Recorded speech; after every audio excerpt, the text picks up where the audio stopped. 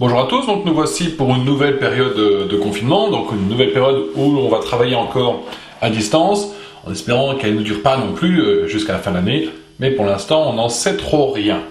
Voilà.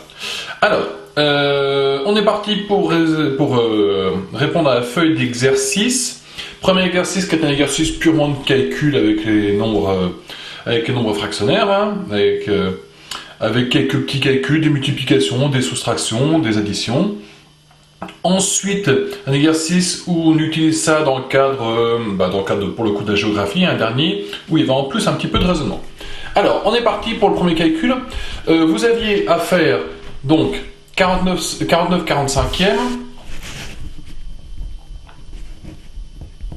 fois 25 14e moins 7 tiers.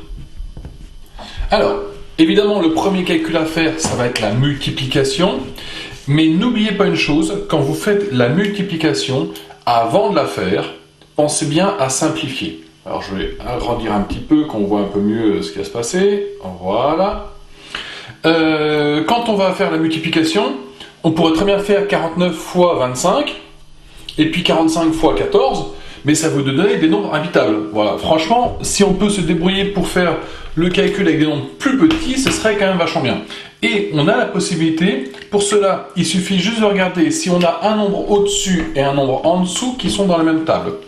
En l'occurrence, 49 et 14, ils sont tous les deux dans la table du 7. Donc je peux tous les deux les diviser par 7. En divisant par 7, 49, ça me fait 7. En divisant par 7, 14, ça me fait 2. Hein? En gros, 49, c'est 7 fois 7. 14, c'est 7 fois 2. Donc j'écris 7 fois 7 et 7 fois 2, et je raye un 7 de chaque côté. De la même façon, 25 et 45 sont tous les deux dans la table du 5. 25, c'est 5 fois 5. 45, c'est 9 fois 5. Donc mon calcul, maintenant je vérifie que je n'ai pas un nombre au-dessus et un nombre en dessous qui sont dans la même table. Ce n'est pas le cas. Mon calcul que j'ai revient à me faire 7 fois 5, 35. En dessous, 9 fois 2, 18. Moins 7 tiers. Bon, maintenant j'ai une soustraction. Alors, soustraction, ça ne marche pas de la même façon. Soustraction, ça marche en se disant il faut que je me ramène à deux fractions qui ont le même dénominateur. Alors, pour cela, nous sommes en cinquième pour l'instant, on garde le dénominateur le plus grand. C'est-à-dire que je prends 35 18e. Voilà, je n'ai pas changé ma fraction, j'ai gardé 18e. Et l'autre, je vais me débrouiller pour la mettre sur 18. Est-ce que je peux? Ben oui. Qu'est-ce que j'ai fait? Pour passer de là à là, j'ai multiplié par 6. Donc si j'ai envie que cette fraction-là et celle-ci, ce soit la même fraction, il me suffit de multiplier également par 6 au numérateur. Puisque en multipliant en haut et en bas par le même nombre, cette fraction-là, j'obtiens une même fraction. Hein, toujours la même idée. J'ai des parts 6 fois plus petites, parce qu'au lieu de diviser en 3 mon gâteau, j'ai divisé en 18. Mais je vais en prendre 6 fois plus, donc ça ne va rien changer. 6 fois 7, 42. Et du coup, il me reste à faire le calcul. 35 moins 42, ça fait moins 7. Et 18 que je garde au dénominateur. Je rappelle que le moins, vous pouvez le mettre devant, comme ici, par habitude je le mettrai devant. Vous pouvez le mettre au-dessus, ou même en dessous, mais en dessous on ne l'utilise jamais. Voilà.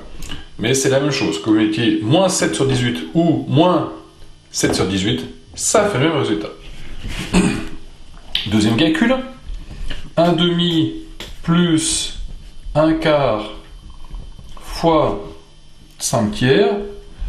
On n'oublie pas que nos priorités de calcul, elles ont toujours lieu. Donc pour cela, on commence par faire notre multiplication. Je ne peux pas la simplifier avant de commencer. Donc, ça fait toujours 1,5 que je n'ai pas bougé, plus je fais ce calcul-là, 5 douzièmes. Ensuite, je dois mettre au même dénominateur. Je garde le plus grand. Donc celui-là, je ne le change pas. Et l'autre, je me débrouille pour avoir le même dénominateur. J'ai multiplié par 6 en bas, je multiplie par 6 au-dessus. Ça me fait 6. Et donc, ça me fait 11 douzièmes. Troisième calcul était quand même de loin le plus long à faire. Allez, on est parti. 56 sur 27. fois 4 septièmes plus 5 fois 3 demi plus 27 vingtièmes fois 25 dix-huitièmes. Alors je rappelle que quand vous avez ceci à faire, d'abord on va pouvoir bosser en même temps aussi bien dans la première parenthèse que la deuxième parenthèse, puisque que je fasse ce calcul en premier ou celui-là en premier, ça ne change strictement rien, puisque je vais devoir faire ça, puis multiplier. Alors je peux très bien faire ça, puis multiplier, parce que l'un n'influe pas sur l'autre. Maintenant, je vais réécrire à chaque fois exactement tout ce que je ne touche pas. Par exemple, le 56 27e, bah, il est très bien, il reste devant. Alors j'ai décidé de le mettre en dessous, parce qu'en allant à droite, j'ai pas la place. Alors, ensuite, 4 septièmes plus 5. Alors là, j'ai un problème, c'est que, bah, comment je fais? J'ai pas de nombre au dénominateur, parce que c'est pas une fraction. Alors rappelez-vous que pour mettre avec le même dénominateur, bah, il suffit de mettre 5 sur 1, et là, maintenant, il apparaît une fraction, je vais pouvoir l'utiliser. Donc en mettant sur 1, le plus grand dénominateur, c'est 7, donc je garde mon 4 septièmes. Et au-dessus, qu'est-ce que je fais? Enfin, sur l'autre fraction, qu'est-ce que je fais? J'ai multiplié par 7, parce que je veux le même dénominateur, j'ai multiplié par 7 en bas, donc je multiplie par 7 au-dessus, et ça fait 35. Pour ceux qui ne seraient pas convaincus par cette méthode-là, regardez bien, hein, ça c'est 35 sur 7, donc 35 divisé par 7, ça fait bien 5. De la même façon ici, je vais devoir commencer par la multiplication. Comme d'habitude, pensez à simplifier avant de faire la multiplication. Alors, on est parti. 27 et 18 sont tous les deux dans la table du 9. Donc je divise tous les deux par 9, ça me fait 2, ça me fait 3. Ensuite, 20 et 25 sont tous les deux dans la table du 5. Donc je divise par 5 les deux.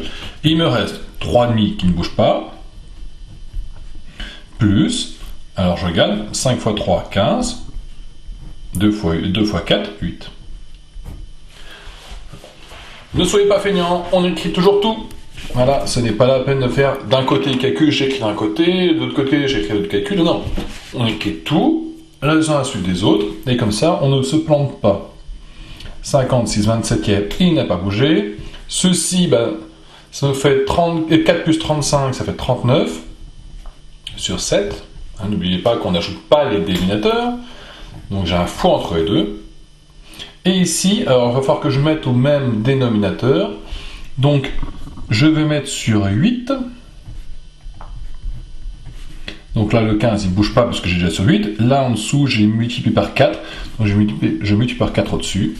Et ça me fait 56 27e fois 39 septième fois, on regarde, 27 huitième.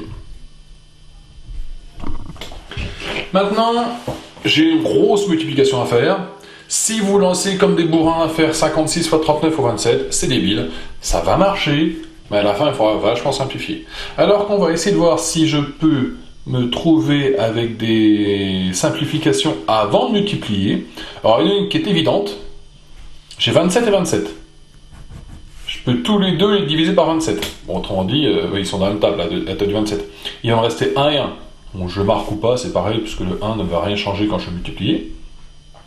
Ensuite, 8 et 57, 56 et 7, ils sont dans la même table, la table du 7. Donc je divise par 7, celui-ci, ça me fait 1. Je divise par 7, celui-ci, ça me fait 8. 8 et 8, ils sont dans la même table, évidemment, la table du 8, je divise par 8, je divise par 8. Que me reste-t-il? Eh bien, 1 fois 39 fois 1, ça fait 39. Moi, je vais mettre en dessous plutôt. 39. Et puis 1 fois 1 fois 1, ça fait sur 1. 39 sur 1, ça fait 39. Donc le gros calcul que nous avions ici à faire, il revient juste à faire, et ben, ça fait juste 39.